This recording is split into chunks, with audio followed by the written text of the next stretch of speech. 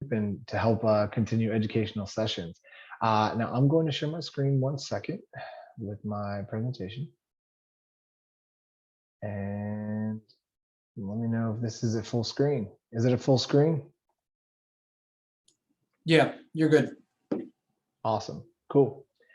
Well, hello everyone, my name is Mike McCoy and we will get started. We are going to be discussing the topics of decentralized identifiers, verifiable credentials, and how this affects blockchain-based healthcare. So long story short, we'll go into an introduction we'll go into the agenda here. I'll give an introduction. I'll describe what decentralized identifiers and verifiable credentials are. We'll go over some standard technical definitions, as well as key schemas and how they work together. We'll then review digital credential use cases, how they're being used outside of healthcare, then showing more of a technical back-end function of how you are able to create a payload of a digital identity through some backend systems. And then we'll open up for Q&A for any questions about decentralized identifiers and how this relates to blockchain and healthcare. A little bit about myself. I'm the Associate Director of Emerging Technology at Humana. I help run our emerging technology portfolio and do rapid prototype development of early stage technical concepts and things such as blockchain technology, artificial intelligence, machine learning, remote-based patient monitoring, and other things like that. I'm also an adjunct professor at a university hospital based in Philadelphia, Pennsylvania, called Thomas Jefferson University in the Institute of Emerging Health Professions. And in there, we have a blockchain for healthcare course, an intro to clinical data, as well as an AI and machine learning course that we're planning to refresh for the fall of 2021. On some more personal things, I am the chair of the Linux Foundation Hyperledger Healthcare Special Interest Group. Hyperledger is a open source working group for blockchain technology. They produce ledger services and a lot of other tools that help out the ecosystem. I'm also a member of IEEE, HIMSS, ACT-IAC, and I work mostly in technology strategy and integration, telling the story of how we can be able to integrate emerging technologies, as well as doing kind of program project management when leading and engaging in these initiatives.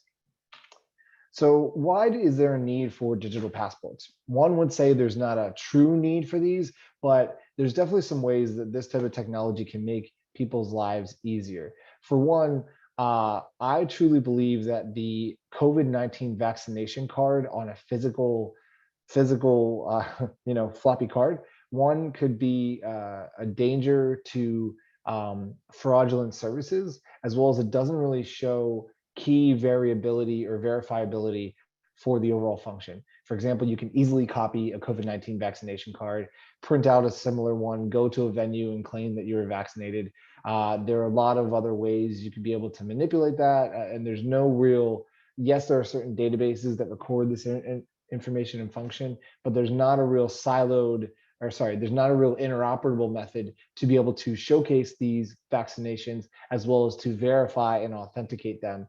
And there's been a lot of fear within organizations and within, mostly in sectors such as travel, transportation, and events, right? Like your hotels, your sporting events, your concerts, your places that are gathering loads of people. There are fears that they may be exposing people to those that are either not vaccinated or may have a higher risk of becoming infected by the COVID-19 pandemic. And a lot of this spurred this innovation for these digital passports, but needless to say, in the blockchain, the decentralized identity, and the kind of this decentralized identity space, there's been a lot of good work over the past 4 to 5 and beyond that years on trying to create these portable digital identity methods.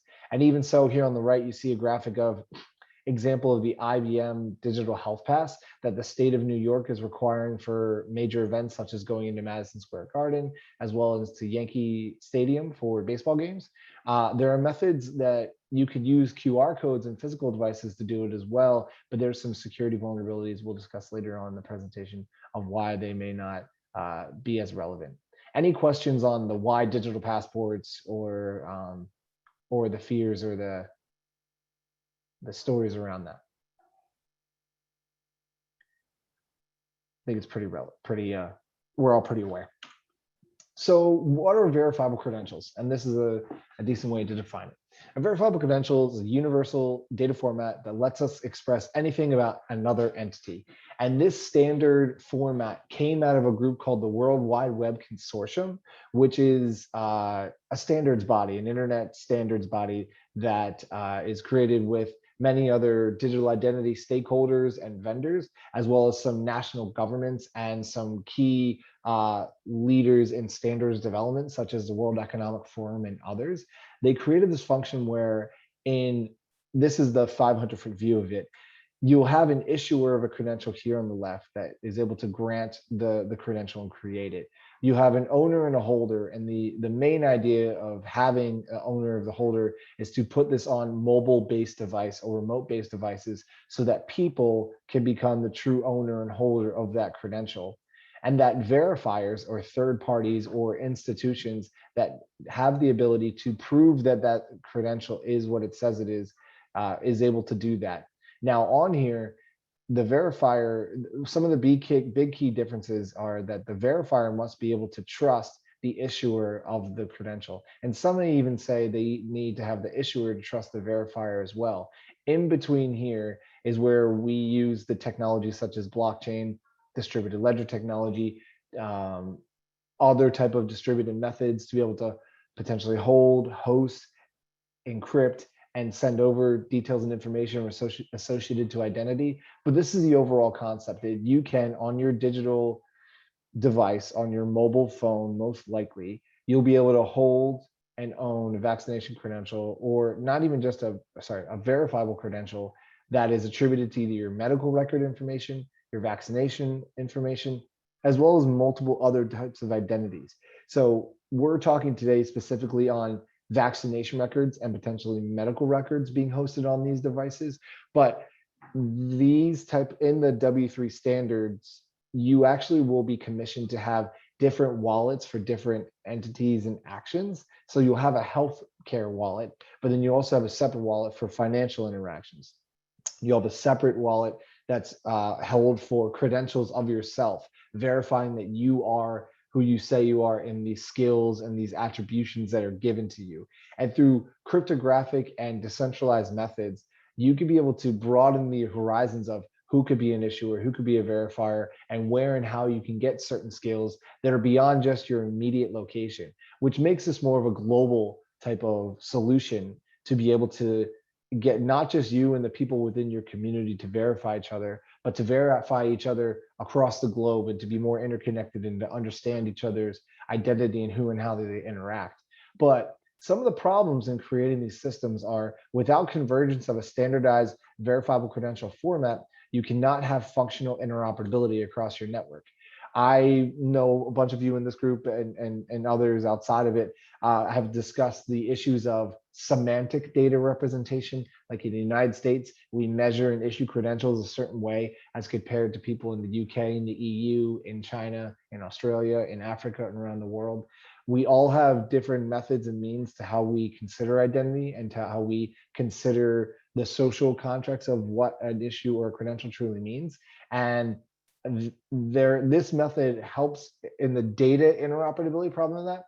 It will not help in the social conjugation and trust aspect. Humans create trust, machines can be able to assist and showcase data and information. So I'm not claiming that these things are going to verify and make people feel comfortable about a specific credential if they accept the credential. This is just a method or means that you can computationally verify that this credential came from the issuer and the verifier and that you, the holder, are who you say you are in this. Are there any fundamental questions on that?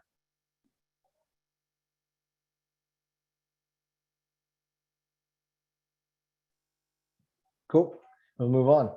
So in this, why do we need a new standard? We've had so many different digital standards, internet standards to be able to produce and verify different credentials.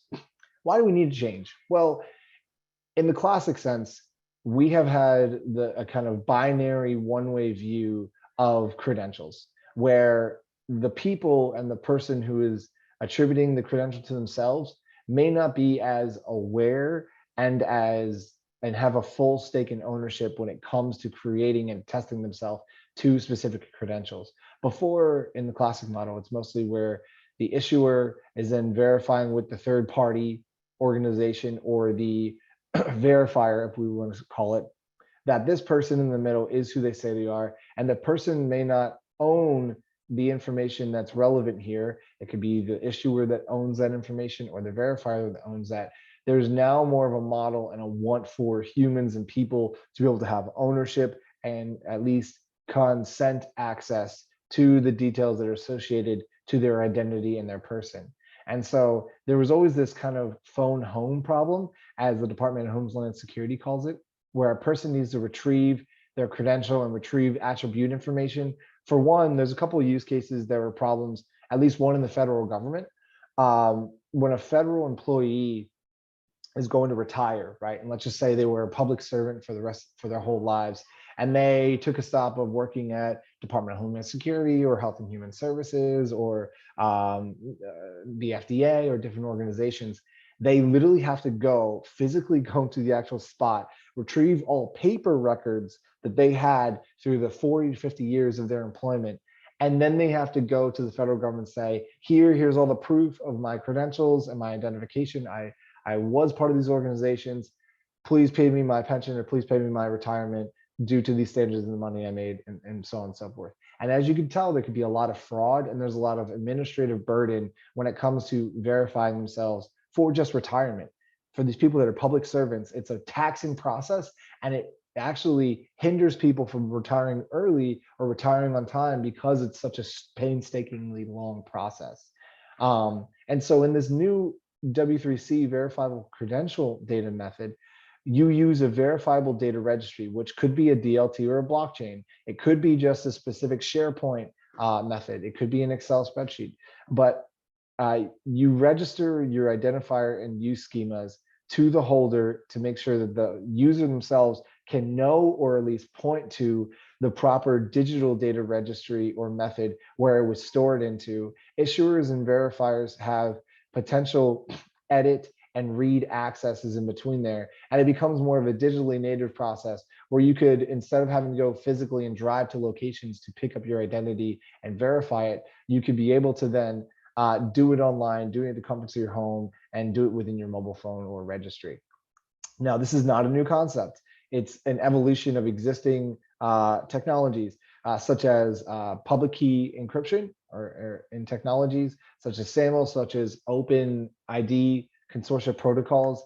It removes the conflation of identifiers and authenticators, such as those third-party verifiers that always need to be part of the process, and it enables the individual to have more agency, consent, and control of data that they can be able to understand where it is and be able to point to it when necessary and when needed to be. Now, from there, one could think of what's the difference between verifiable credentials and decentralized identifiers, because the two terms are different, though very similar. So verifiable credentials are a set of claims made by an issuer about a subject in a manner that is tamper evident and cryptographically verifiable. So when we say verifiable credentials, this is just computational verifiability. This is not adding people to verify that, oh yes, Mike is an adjunct professor at Thomas Jefferson, or Mike is at Humana as an employee. This is just computationally stating through levels of cryptography and hashing to be able to verify that they are who they say they are. It's a digital version of physical credentials and attestations, where such as a driver's license, passport, certificate of origin, and they call to specific W3 recommendations. Now, decentralized identifiers are unique identifiers without the need of a third party or central registration authority. These have a timestamp, which makes it immutable over time. It makes it globally resolvable because you want to create the rails and the architecture that this type of method can be accessed by any country, by any database, by any programming language called to, so that it's verifiable and that it's accessible. And in these decentralized identifier methods, you want to maintain privacy while restoring access. There are trade-offs in everything with technology. And so in able to have those two things, there is you can have access and you can have privacy, but you may not have speed, right? And so decentralized identifiers are not fast methods of verification. And so in Web 2.0, you will give up speed for actually control and of your information, right? Or access to your information. But you may have privacy there, and you have speed, but you won't have control or access to it. And also in decentralized identifiers, they're cryptographically verifiable. So they're computationally verifiable to be able to point to the original database or the original data structure that hosts and holds that information. Now, the dream would be to get into this third bucket over here, which is privacy and credential lifecycle management. These are the hard questions and problems that we need to get to scale implementations. So we may be able to get to decent levels of speed while maintaining access and privacy. And that includes confidential storage methods, data portability, selective disclosure, and we'll talk about some of the programming methods that create selective disclosure, as well as revocation with herd privacy. Herd privacy is a term I think very interesting as compared to herd immunity. This is where we all adopt and deploy the same cryptographic and regulatory standards to create privacy as a society, as a digital society, as we're creating these functions. And a lot of that's going to be done through and adopted and worked on by people through the W3C, the World Wide Web World Wide Web Consortium. Any questions on the differences between these two?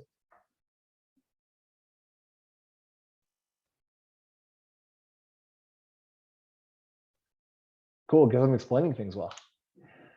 So let's go first into verifiable credential flavors and what are the difference in identification and design patterns. So I took some of this from the Linux Foundation Public Health Method, as they've kind of organized these out into 3 different categories. There's one, the JSON linked data signature method, that includes a function of BBS plus signatures that are really zero knowledge proofs that verify a hash connected to a linked data signature. Now, a JSON in this instance is what we call a JSON. It's JavaScript signature object notarization is what JSON stands for. What that means is through like JavaScript and a JSON web token, you create a token digitally on your backend that verifies and links to the signature where someone actually signed or verified that this data point or this identity or this marker is who they say they are, with things like geolocation, IP address, timestamp, and other details to that. From there, you can prove the linkage through the signature, but then when you want to hash this information to a public blockchain, you use a function of a BBS plus signature that enables a zero knowledge proof. And zero knowledge proofs are a way to be able to hide secrets, but understand probability or provenance. So instead of me having to disclose my exact age on my identification, like my driver's license in the United States, that I'm over 21 or not, a zero knowledge proof gives us the ability to just say, yes, I'm over the age of 21. I can be accepted and be able to operate or work in these type of scenarios or use cases, right? That's what a zero knowledge proof is able to do. Then there's this function of JSON with JSON web signatures, where in the JSON web token, it doesn't use a zero knowledge proof. So let's just say you don't need to have privacy in this method and you just want to release the information that's associated to the JSON web token. You could be able to just release the web token, and privacy isn't the biggest need here.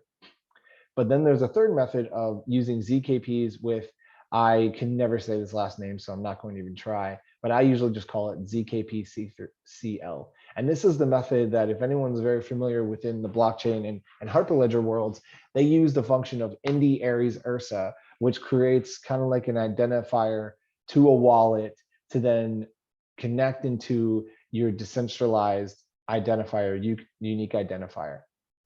And so through these flavors, they are unique from one another because of how they elect to express the verifiable credential data model, aka through their data signature. So JSON LD uses proofs. JSON web signatures use web signatures in the form of a token and doesn't enable privacy. Whereas the verifiable credential here in the CL model follows a method where you must go to a decentralized wallet in Indy. Aries, I always get Indy, Aries, and Aries so confused in methodology, but I believe it's Aries is the channel state, and then Ursa is the verifying portion of that. I could be wrong there, unfortunately. But in this method, verifiable credentials, you have a wallet, you store your credential, someone else, you, the holder, then can retrieve it. You are then the agent here. Agents can be, you can, in your use case, make an agent a person. You can make it a steward of identity, like you use a third party, or you could even use a chatbot feature to be able to automate that function if you would like to. It depends on your use case and depends how you're transacting that digital identity, but there are ways you could be able to do that. And then here, the verifier then must address to the schemas into the DLT, or the verifiable data registry. And then from there, the issuer must be able to use keys and schemas to verify on the blockchain or the digital registry to then make sure the holder is okay and aware with the consent, and that issuers and verifiers are able to access that information. Any questions on this, on verifiable credentials?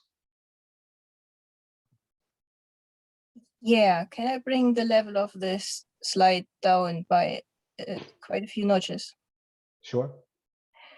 See, on a practical level, like, so say the example is I go into a pub and I'll need to prove that I'm over 18 so I can drink alcohol. So I hold up my smartphone and I show them, look, over 18, without disclosing my birth date or anything else, like you would now with showing your ID. How does the other person know what that display on my phone means, like that it's real? I mean, it could just be a fancy mock-up, right? Or do they have some piece of software on their smartphone which needs to read something of mine, and that's how they know it's genuine? 100%. They would have to be part of the network that you're on, and most likely they wouldn't. They would be the verifier in this, because your country is the issuer of your license or your credential, your passport, and that institution is the verifier. So you all need to be part of the same network that ties into the verifiable data registry, or it could be a blockchain, a DLT, a permission network, and you would all have access to that network. They would have to have the same software though, or the same mobile app to be able to make that happen. Or what could happen is you, the holder, could have a QR code that then can do the whole same things of issuing and verifying in this instance as well. Yeah, okay, cheers. I think I've only ever heard it explained from one side, the person showing the thing, but I've never heard the receiver side. So that's good, thanks. You're welcome. Any other questions on the VC? No.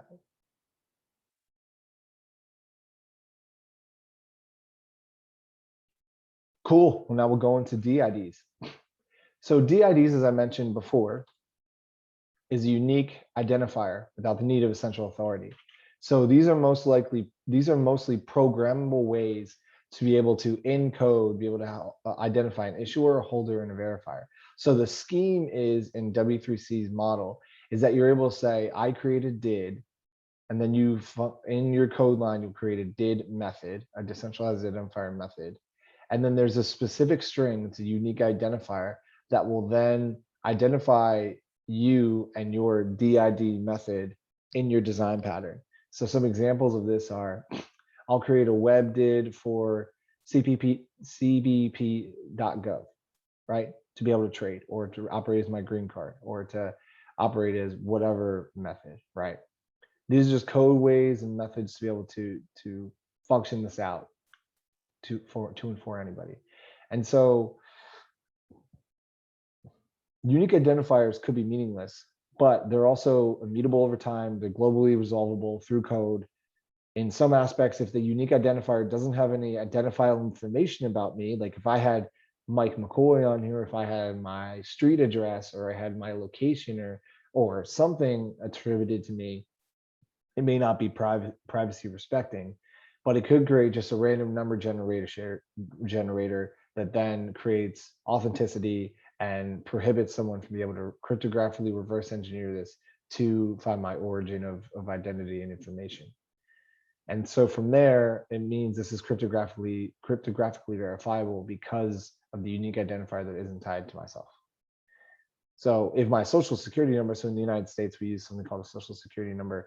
If any of those details were on here and linked in some type of way or form, that would make it not cryptographically verifiable. But this is a method to be able to do so. Any questions here on DIDs?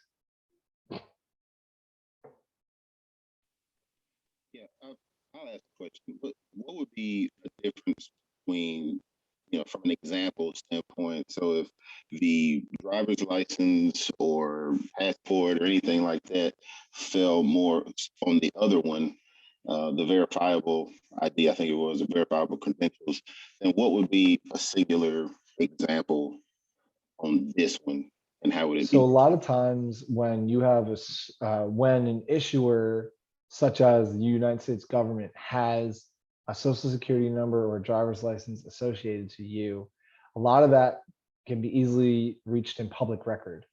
Whereas these DID methods that a lot of times are randomly generated, so they have random generators that are not in central repositories or central webs. You can be able to create a random number generator for each DID method, and each DID method has a specific different one as well. It would just separate, and it creates not a honeypot of your DIDs, and it gives you, and DIDs also, think of it as like you own the portion of the node, or you own, this is like a public key, private key cryptography method, so that there's not one central repository that owns all the very compromising information. It's now you, the holder, have ownership and access and rights to be able to change that, to be able to diminish it, or you keep that forever, and that's just your one DID that's always just instantiated for you and your identity. Okay, appreciate that. Hey, Mike. It's Yes. I was just going to make a comment about in the U.S. government, the Social Security number.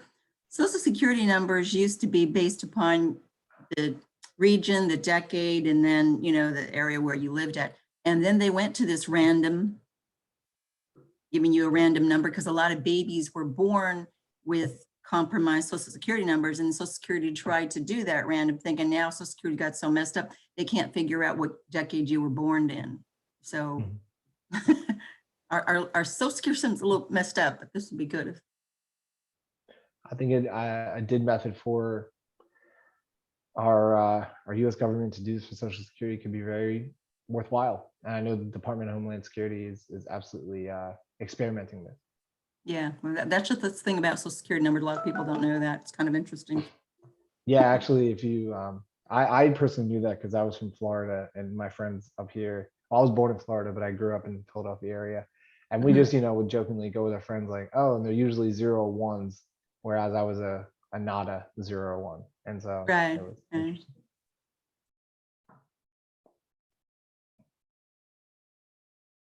Awesome, I'll move on.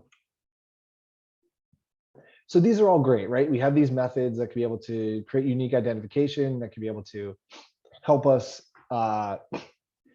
identify ourselves in cryptographic and computational ways. But how do we make these identities interoperable?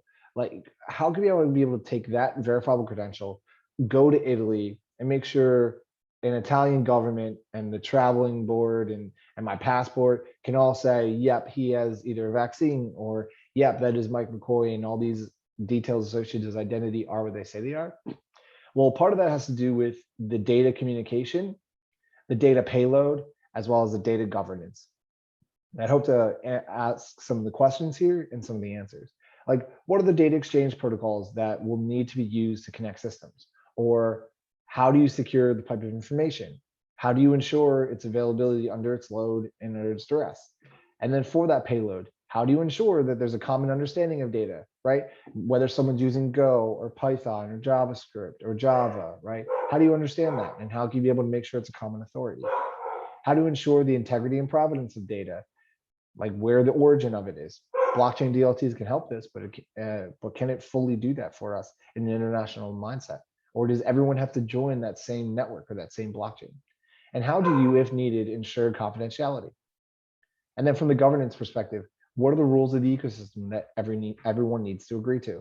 And how do you balance that need to be able to desire that interoperability while maintaining innovation? Well, here's some answers to that. In my opinion, you could be able to allow APIs that are presented to the issuer and the verifier to be patent-free, royalty-free, non-discriminatory, and available to all. And it'll be free to implement using all supported programming languages. Though that is, a good thing to say, you may have to have a specific standard or requirement of these languages such as Java or Go will be accepted to be able to communicate data back and forth.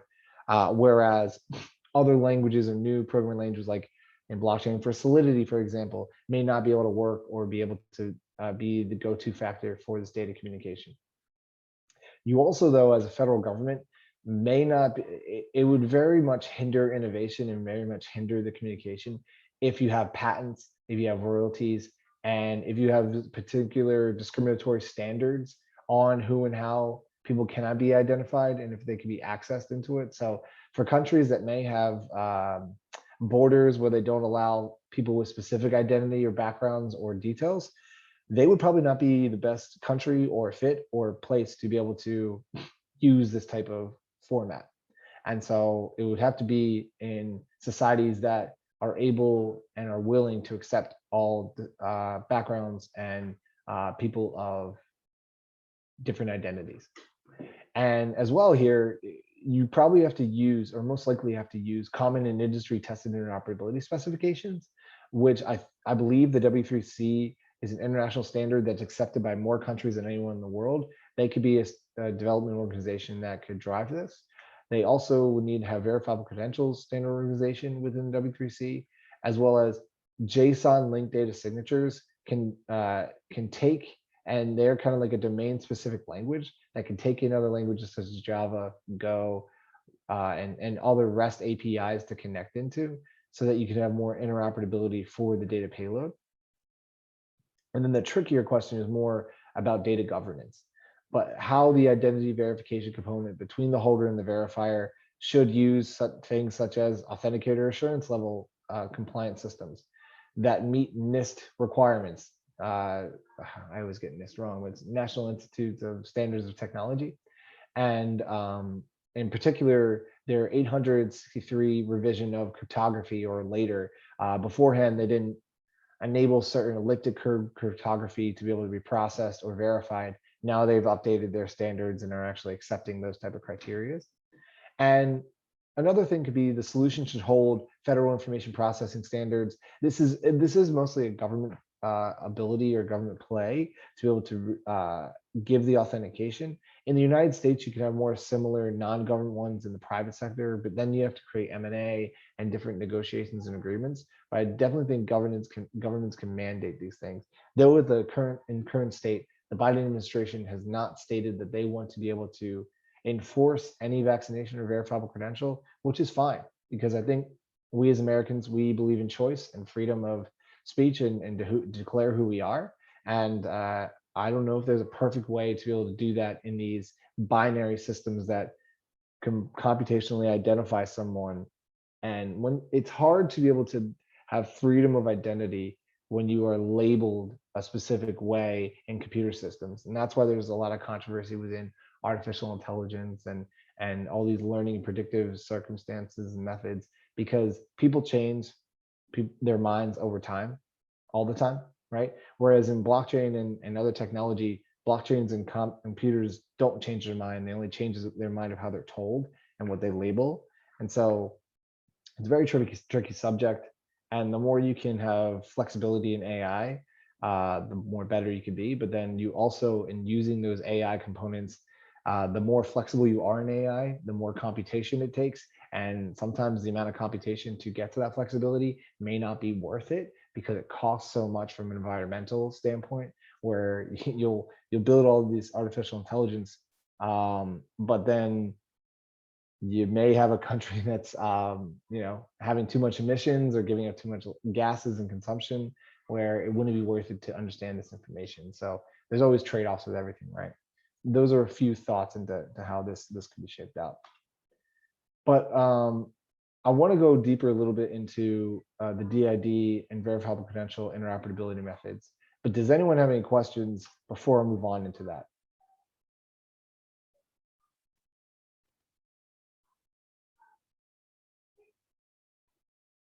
Awesome. I guess I'm explaining things well. So for interoperability methods, I mentioned a lot the JSON LD methods. Here you ensure semantic clarity between issuer and verifier. You're also able to disambiguate between the attributes found in different credentials issued by different issuers. So you kind of have a straight line schema to be able to identify what that entity is, who they say they are. You also have the ability to support multiple languages through language maps like knowledge graphs and graph databases and another type of programming languages. And this makes you more future friendly to be able to utilize aspects of artificial intelligence and machine learning based analytics to operate on information, not just the data. So you could be able to have more information that backs up the data point that just says, okay, yes, I am, for those that are identified as different people under different circumstances, you could be able to enrich that data set with more information to not just label in binary state, though it's still a very tricky process. Then there's a term I mentioned of selective disclosures with linked data signatures. This enables to maintain privacy. Some methods of these, you'd have to make sure that they're ledger agnostic, where you don't need to use just a Hyperledger Fabric or an R3 Corda or an Amazon managed blockchain or QLDB or whatever your ledger of choice is. It has to be able to accept all of those. They also have to be able to accept a function of zero knowledge cryptography and BBS plus signatures. The best one that I've seen that is pair friendly for elliptic curve cryptography is BLS 12 through 81. And you also want to make sure that the credentials attribute from different issuers and they can be combined in a single privacy preserving credential presentation, so that yes, you don't only have one issuer that supports this one credential, or that so that you can have multiple issuers be able to verify and be able to attribute different types of identity to each person.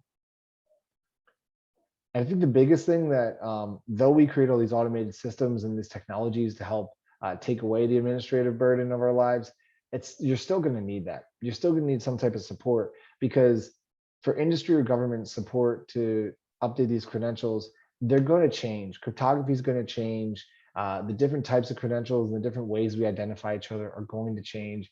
And we need to have some type of infrastructure or some type of support system, whether that's a government one, whether it's a private sector one, whether it's companies or organizations or standards bodies that do this. There has to be a way where we have continued support for these technical services, or else they will never survive. And you also need the ability to police these verifiable credentials. I don't have the best methods to do that as of now. There's some cryptographic principles and ways. There's some multi-factor authentication methods and biometric abilities that can be able to verify and help someone police who they are, who they say they are. But this could be a mixed bag of solutions all across. So these are some of the best methods. Any questions on the interoperability methods?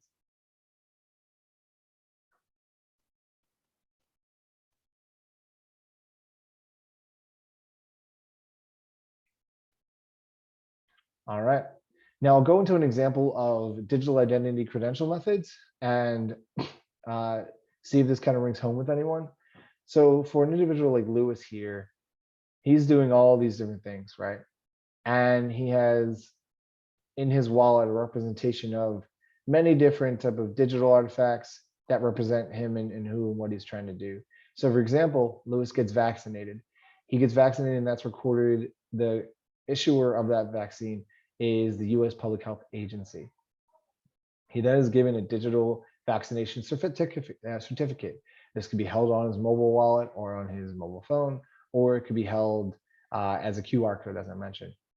That would then go into the US Citizens, it's US Citizens Immigration Services organization to be able to verify that, as well as we can give selective disclosure into that, just as either a BBS plus signature or a ZKP, to an airline, to a hotel organization that understands that, yes, Lewis, when he is vaccinated, he has been vaccinated within the different parameters. So within this, you can create smart contract language or just data parameters that state between 0 to 9 months or to 0 to 12 months that you'll only accept people that come on a flight with the vaccination. You could be able to create those details and parameters on the application for that.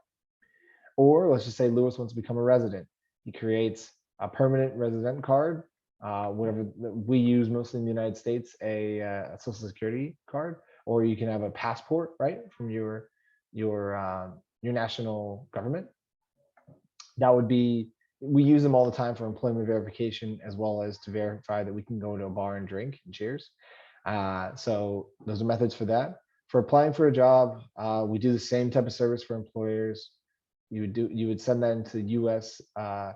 Citizens and Immigration Services, and this is all U.S. based. So I apologize for our global attendees. I'm not as familiar with some international methods to do this, but we talked about this example of going to a bar or a store to be able to purchase certain things when you have to be a certain age to do so, as well as updating your residency for where you live. That is needed by a lot of federal governments, as well as it's needed to verify that you could fly due to certain regions of the world that may have higher levels of COVID or higher levels of other diseases such as Lyme or malaria. You could be able to make sure that they have to update their residency card to be able to, the residency status through a passport or a function like that, to be able to make sure they can go on that flight, and all these other methods. Does this make sense to people? And does decentralized identifiers and verifiable credentials make sense in these use cases? Or do we see no difference in typical methods or any difference in typical methods here?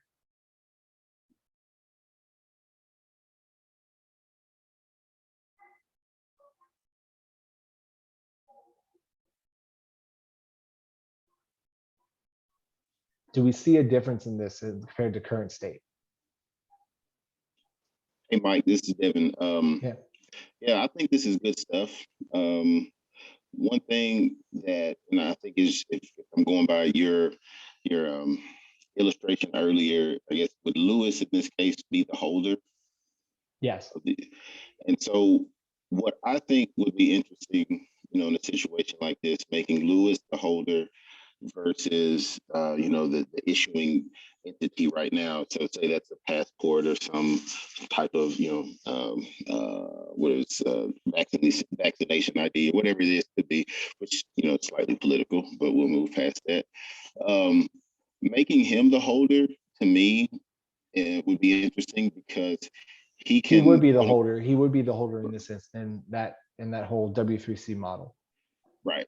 So what I'm saying is, I think that's interesting because he may be able to control and or approve people viewing that information, where, whether it's like credit reports and things like that, and just different people pulling information that you may or may not have any control over, or some potential identity theft, where 100%. And is pulled, you can control whether or not those people get access to it or not. Because if you applied for it yourself, then you will allow it. If you did not, I guess, apply to have something or try to do a transaction, then you would block that. yeah, and these organizations and these functions, like, they would just wouldn't allow you to come on. And so if you didn't want to disclose that information, that's fine. You won't be able to apply for the service or purchase or be part of the service. So, and everyone has the right to do so. Right. What's really interesting right now, because of the Equifax breach, a lot of our information is in the black market and can be sold over hundreds of times. And I don't know if you guys have heard of synthetic identity theft, where they just take 5 people's information, they put it together in a record, and at the credit bureau, excuse me, you can actually have your social security numbers listed with 2 sets of data sets, but the computer can only find your true identity because it doesn't really recognize a ghost identity. So this is, could be a good solution to that problem. I don't know. if you had a linked data signature format to that where you have to tie in the IP address, the geolocation, the biometric in some cases, right? Right. That could be very, very meaningful. But yeah, a lot of people don't understand about synthetic identity theft, and it's really hard to prosecute because now you've got 5 people's identities in a file, in a record, in a computer somewhere. And so how are you going to trace that? You know what I mean? So yeah, there is a big problem in the identity.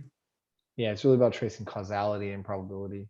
Yep. Like if there's a way to prove this person wasn't in that geolocation when this credential was created, then it's very, like, it's almost possible to do so. Yeah, the only thing we track right now is what addresses your social security numbers are linked to so that our investigators can help you, but that's a little thing that we can do. I've heard of similar situations where people do the same thing, filing multiple tax returns or pulling your information. In other countries, it's kind of bad, where they try to file that information as their own, you know, creating fake companies and different things like that, trying to build legitimacy. So anything that where the holder of that information and owner of it can control it would be great. Yeah, I read a guy who got the PPO loans. I think it was, forget how many millions of dollars that he got. He said he set up 5 fake companies and he actually got the loans for all that. Yep. That's a shame that that happened. People take advantage of the system. For sure. And then I can go into this method of how this relates to healthcare for those that are maybe in health information systems or not. I wanted to showcase how now today we're mostly using FHIR payloads, and FHIR stands for Fast Healthcare Interoperability Resources. In these FHIR data payloads, you're able to create a function of a JSON web token to be able to then bundle in a wrapper schema to identify personal identification attributes in that bundle that's cryptographically protected. And you can use it for a immunization record to persist in the semantic container. And what that means is it could be in your verified data registry. It could be hashed in your blockchain method or your DLT method, or it could just be in a SharePoint or a database repository or Excel sheet that is trusted within a group already. Then in here we use Indy is the issuer credential schema, and then Aries is the way to be able to transact that method to the verifiable presentation. So this would be an example of how you could be able to do so specifically for vaccination credentialing methods.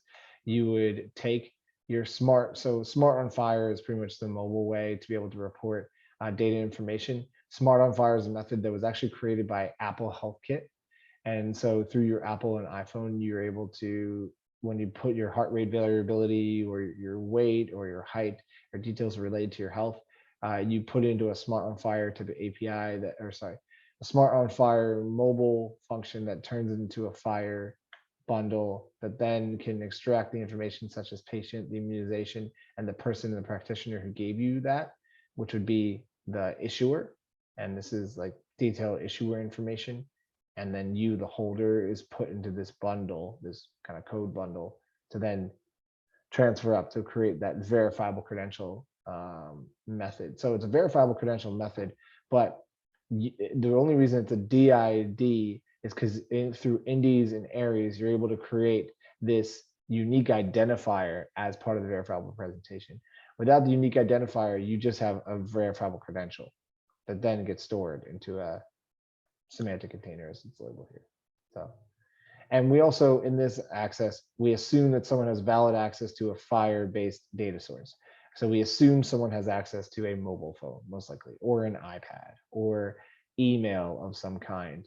Though if someone doesn't have a mobile phone and isn't comfortable with using mobile phones in these instances, you could always just use a QR code to then refer to a smart on FHIR and FHIR payload to transact all this information moving forward. Any questions on how you could do this in a healthcare backend data method?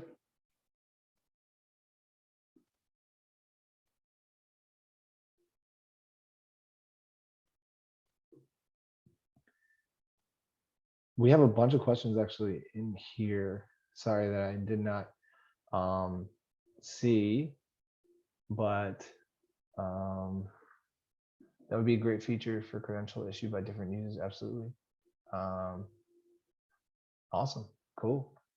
Any other questions other than the chat that anyone wants to be able to ask here?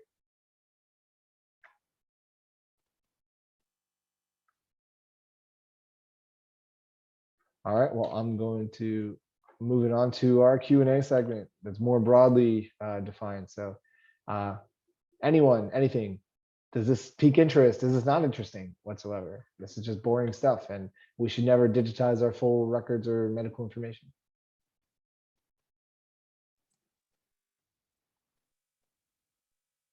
No, Mike, I think this is a good idea.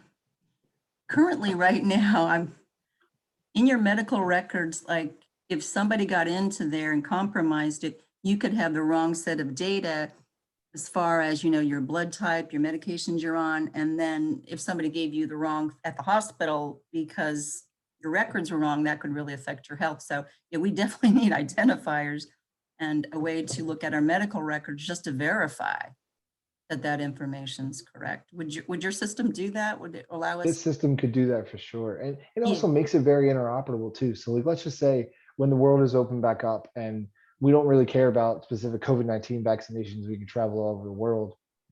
If for whatever reason I get in a trip or a fall or an accident or something happens to me, right? Through my mobile phone, I can have a decentralized identifier. It's a unique identifier that showcases my past medical history so that the medical professional in that region can have a linked data signature to certain details that are related to my health that I don't have to just write on a spreadsheet, right? Or like, if I'm like tripping, falling, or I have a concussion and I can't even like represent myself to disclose my details and information, right? Because I hadn't filled out a sheet of paper about my health information when I go into a medical office in Italy because, well, I don't know Italian even. There's different ways you can translate that medical record to the language of choice, to where you are. And before you travel, you could just say, okay, I'm going to these X, Y, and Z countries. Make sure that my medical record can be in machine readable text to be translated when I go all these different ventures, just in case I do want my medical record taken. And this isn't for everybody, right? So this isn't for mostly the young folks, right? But for someone that has rare and chronic disease and that wants to be able to travel and see the world, right? Just because someone has an ailment that prohibits them from being very free and open, we should have a technical method to be able to make sure that that person could travel the world just like anybody else. And this type of technical method can help do that, as well as maintain privacy, as well as be able to enable access when someone can verify that they are a healthcare professional. And so there's still some governance and some international standards bodies that need to adopt this, right? And for the blockchain-based method, you would probably have to follow the W3 standard and the W3C network of tools and software to be able to do so. And yes, in every single country, does anyone have access to this type of technology? No. But for countries that do have access to that, you can enable better travel and leisure standards for those that may not have felt safe and comfortable doing that in other countries. And you could also enable just better access to quality care and details of someone so they don't have to always write on a sheet of paper before they go into some type of medical facility or function.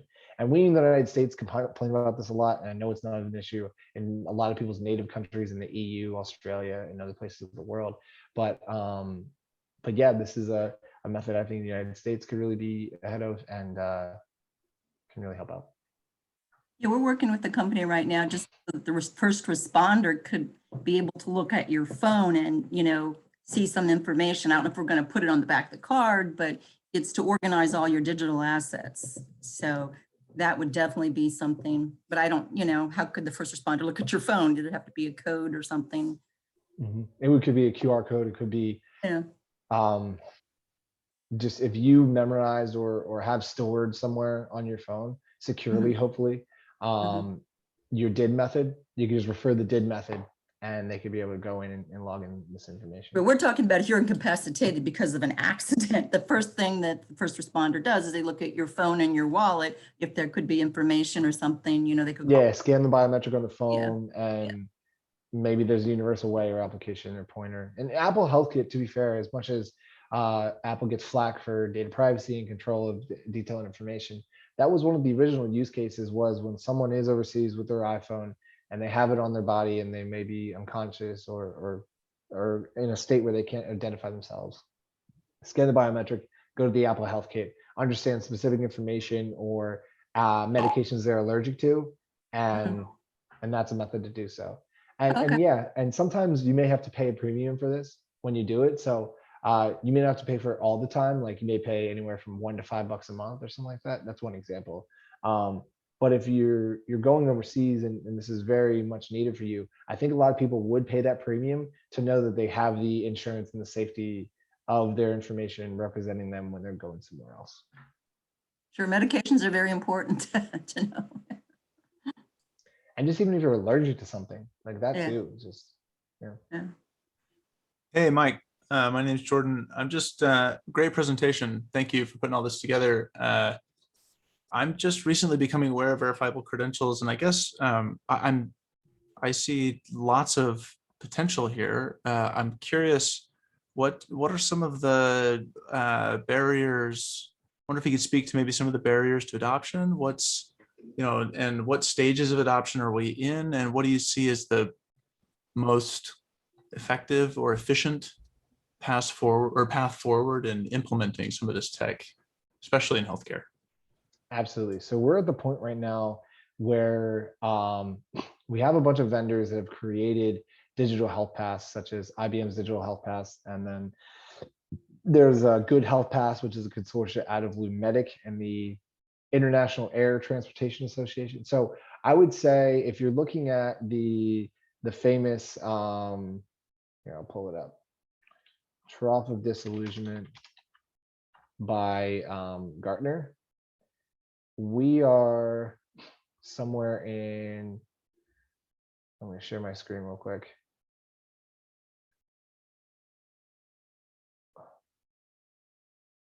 Can everyone see my screen? Yeah, we are somewhat here when it comes to the innovation trigger of DIDs.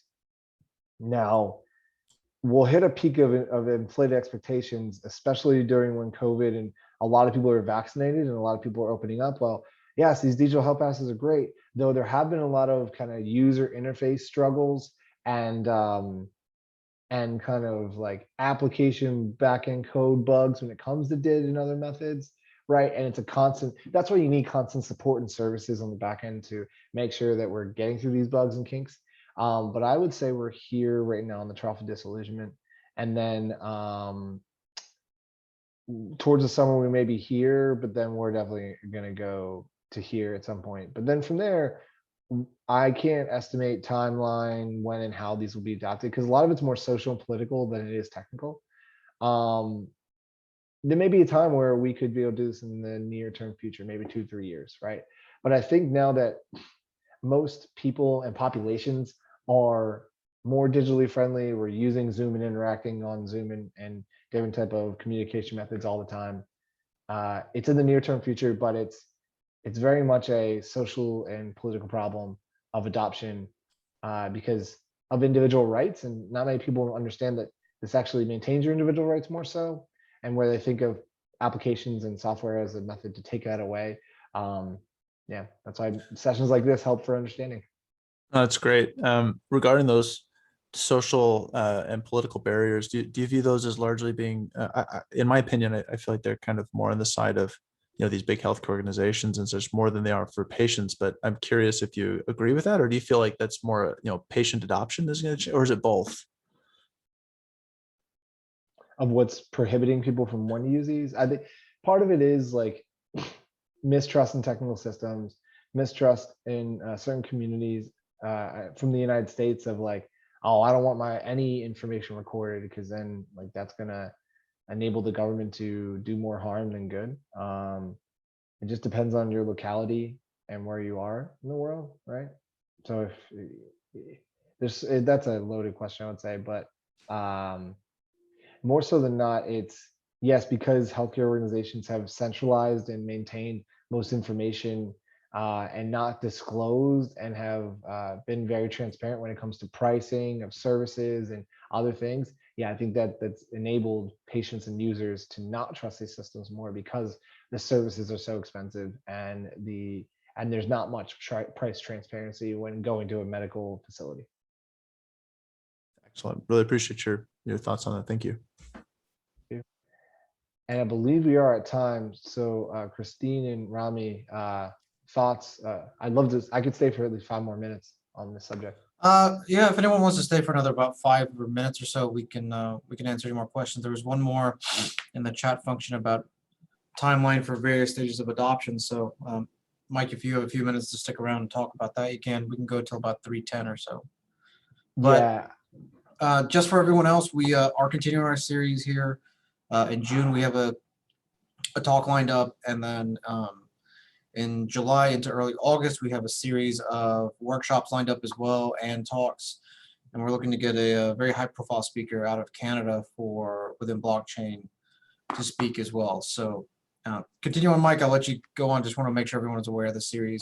Visit the website for more information. Yeah, as far as timeline is concerned, I could see it would just have to be how successful user interfaces are by a lot of these vendors, such as Good Health Pass, Vaccination Credential Initiative, and the IBM Digital Health Pass.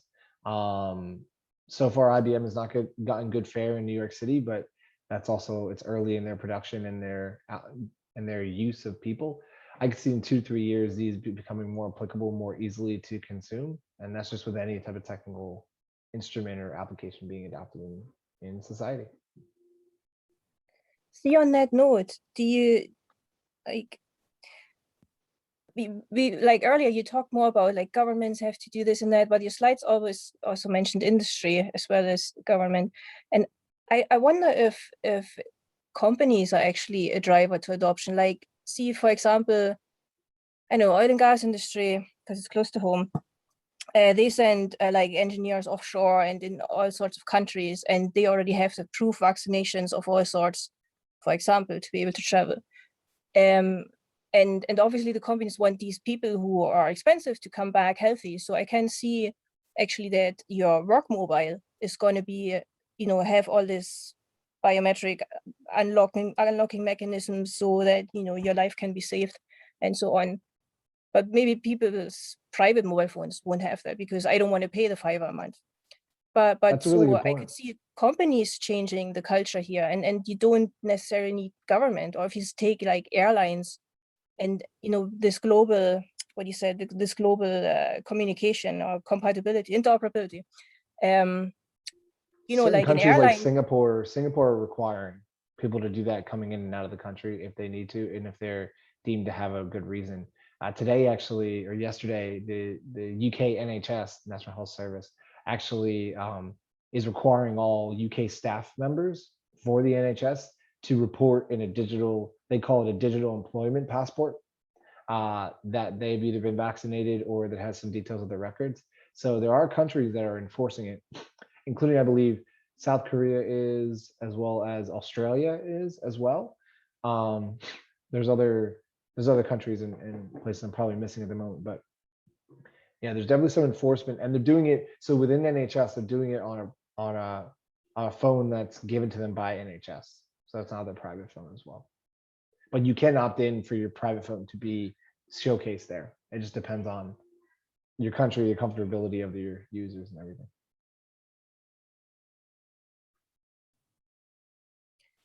Yeah, exactly. And then, but okay, NHS is sort of public, but I could also see like, like airlines that operate globally to implement the system, and then different airlines buddying up together because, you change planes and stuff, to implement something. I mean, not just like vaccination, but, just verifying your identity and that you're the ticket holder and all that sort of stuff. So I see a lot of drive coming from the private sector to change culture and to tackle those social issues you mentioned, those barriers. That's what the United States has said, and that's what Biden's administration has said, is that it's going to be the private sector that drives it. If anyone wants to adopt it in the United States, they have the ability to do so.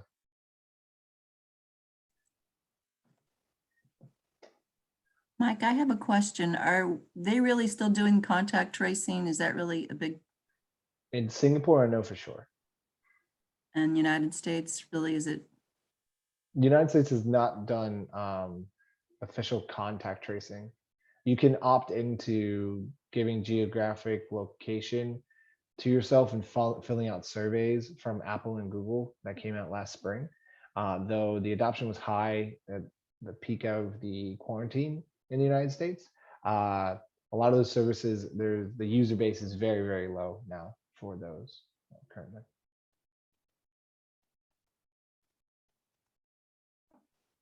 I have seen a similar situation.